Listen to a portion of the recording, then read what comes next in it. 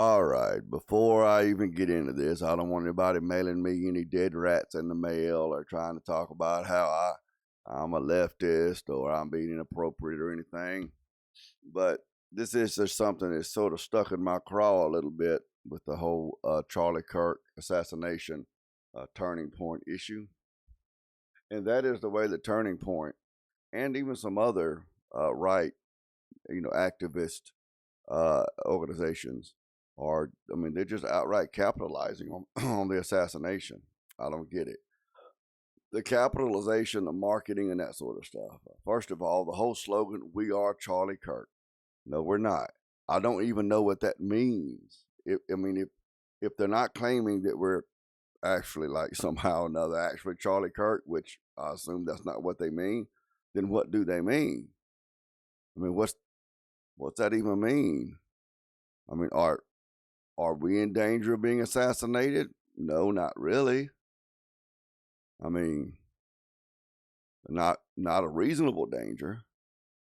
Are we out there engaging with people in public, strangers, to debate religious, political, um, societal issues? No. If we were, there wouldn't be as many out there walking around the streets in the wide open daylight for us to engage. But unfortunately, over the last probably half a century, most people, especially in the church, decided that proper and polite people did not discuss religion and politics in public. There's two things you don't talk about in public. And so the left just kept expanding and expanding. But if in fact we were doing what Charlie Kirk did, and how do I know this? Because I've been like this my whole life. Before there were social medias, there was letters to the editor in the Mississippi Depressed over there in South Mississippi, Jackson County. Not there anymore, but that's what it was. So this is nothing new to me. My personality's been like this ever since I can remember, where I couldn't keep my mouth shut and look at my feet when something that was said that was stupid or immoral or a lie.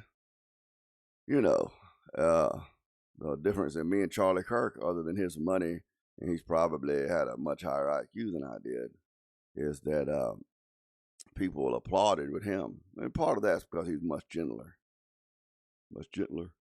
Uh, but no, the difference in me and him was that he was a lot gentler, and he probably had a higher IQ or whatever. But the main thing is, people applauded him and everything. People told me that I was being too negative. People told me that I was the reason why people didn't want to come to church nowadays. I was being too dogmatic. Dang, you can attract way more flies with honey than you can vinegar. You need to be nice, Dane. Now they talking about Charlie Kirk being such a soldier for the cause and everything. I'm like, man, y'all wouldn't hire me to pastor your church because I ran my mouth too much like that. And now all of a sudden we are Charlie. Doesn't make sense. Doesn't make sense. I mean, I don't, whatever that. I'm not sitting over here, bitter and resentful and, licking my wounds, but just doesn't make any sense. So we are Charlie Kirk. What the heck does that mean?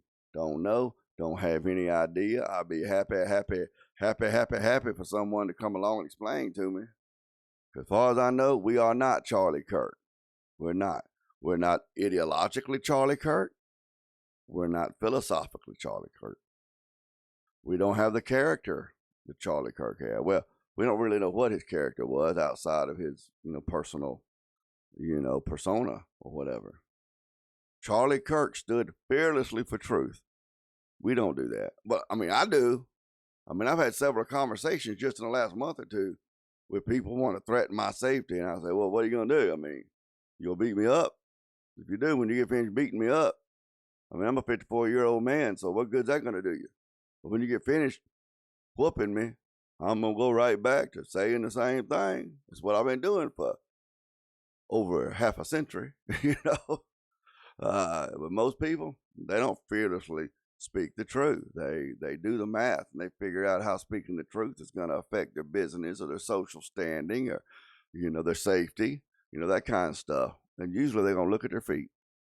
I learned that years ago when I went to the working world, and my first real man job was English shipbuilding. I'd be on the crew. And anybody who's ever worked at English shipbuilding over there in Pascagoula will tell you, them guys on the crew, they'll spend all day long working, complaining about whatever the latest policy, the latest circumstance was from the company to complain about. After lunch, we'd have all our safety meetings, and then the supervisor would say something like, anybody got anything they want to say? Well, like I said, I didn't just get to be like this, like I wasn't but 19, 20 years old at the time.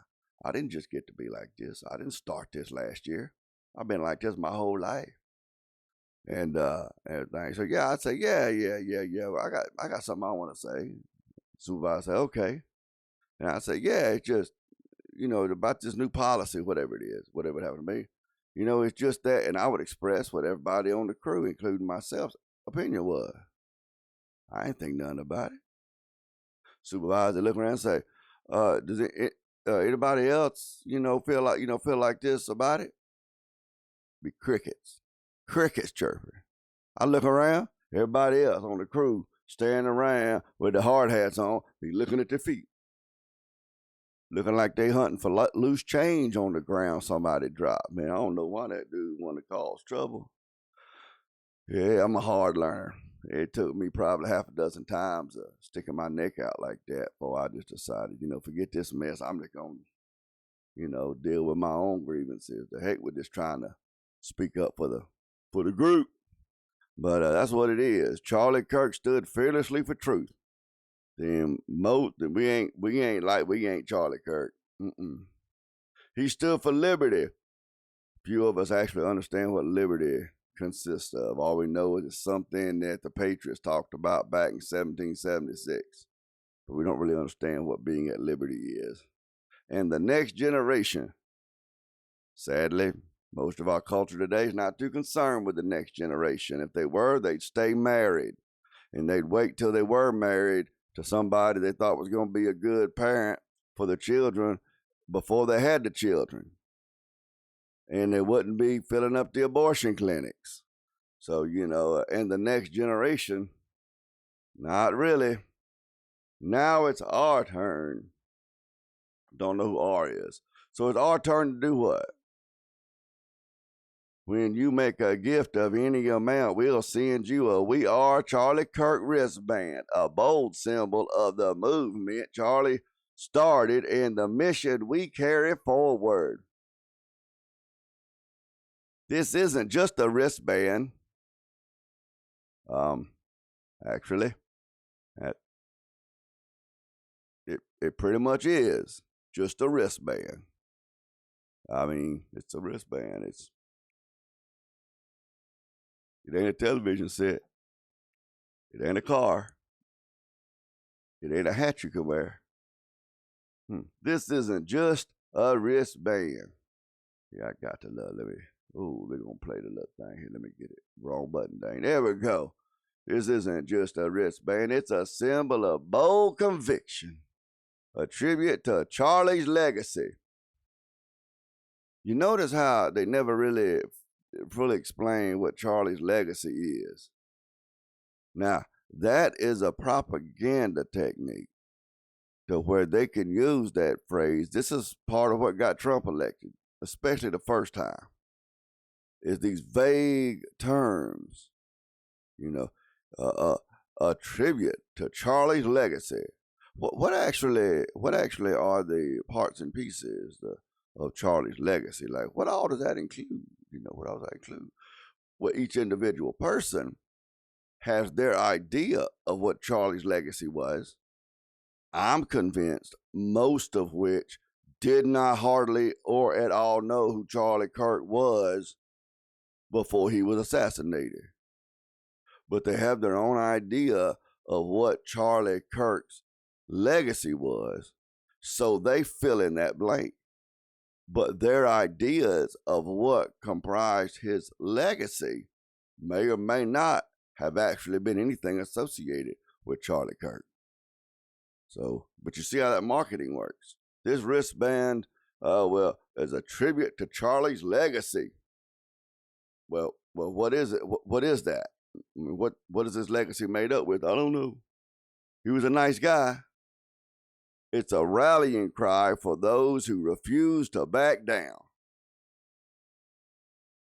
When you wear it, you're making a statement. What statement is that? Refuse to back down from what?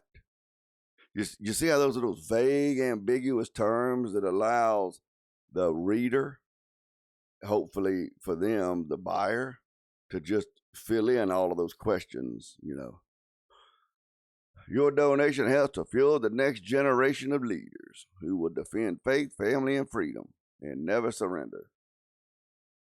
What is it Turning Point USA is going to be doing to fuel the next generation of leaders, especially given that Charlie Kirk is gone? And it was Charlie Kirk's mind and personality and vision and skills and gifts and calling from God that enabled TPUSA to do what it's doing. You know, so who is it within the TPUSA organization who has a snowball's chance in hell of coming anywhere close to doing that? Anybody? Erica Kirk? Gifts and skills and callings and abilities are not conferred with the marriage covenant. If that were the case, then you would be looking at someone who was really, really, really good at math. That's Deidre's thing. I mean, I could do math.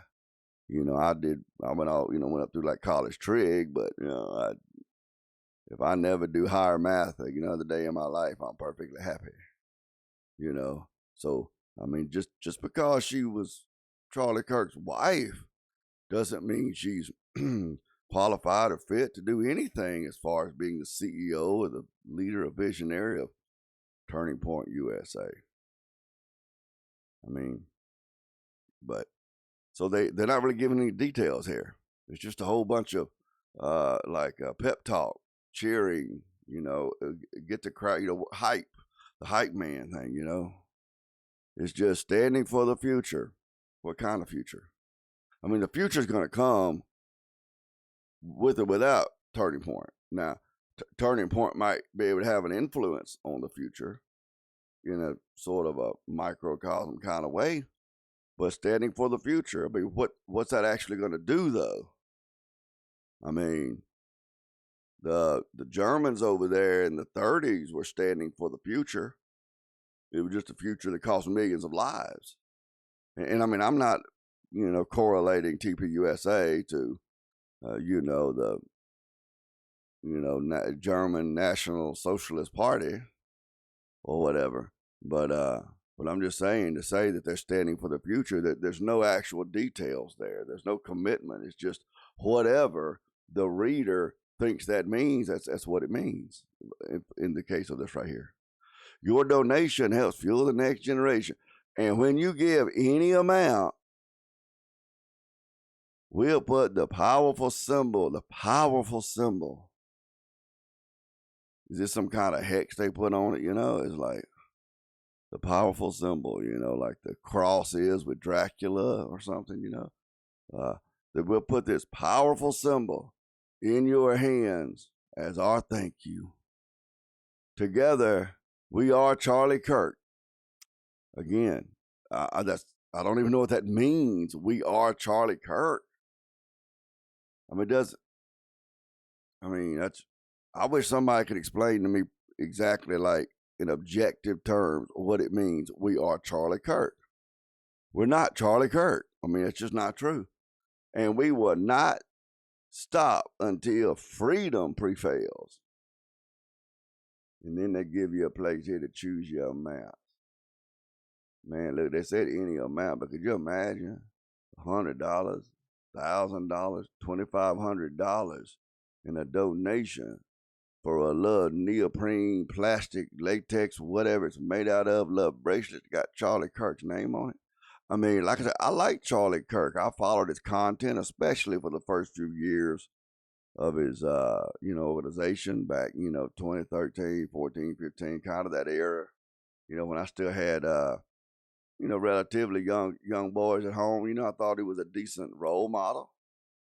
You know, I mean, I liked him. Hey, you know, I ain't trying to put him down, but it's just to me, it's just disappointing to me that TPUSA and other organizations of activists on the right with me are seem to be falling all over themselves to come up with ways to monetize Charlie's assassination.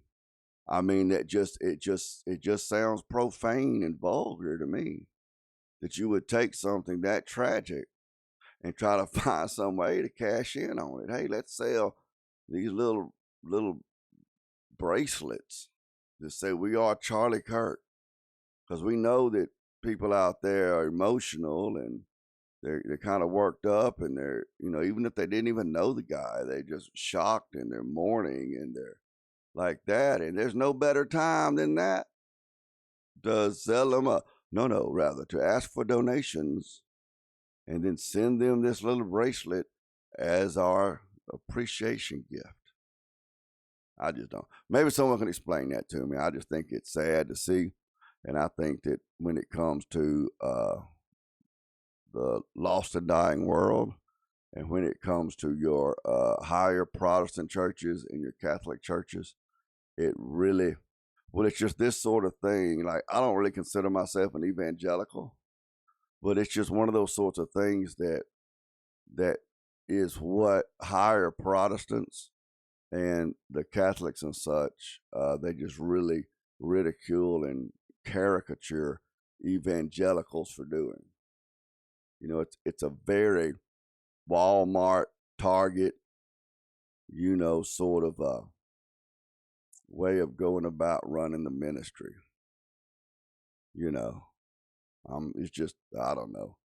I can't go so far as to say it's like sacrilegious or whatever, but I do think it's disrespectful of his assassination, and I think it's disrespectful on a religious level as far as evangelicalism like this goes and whatever. But I'm not trying to beat up on Charlie. I just think it's in poor taste, and you know. Anyway, I'm Dane, and that's what I got to say.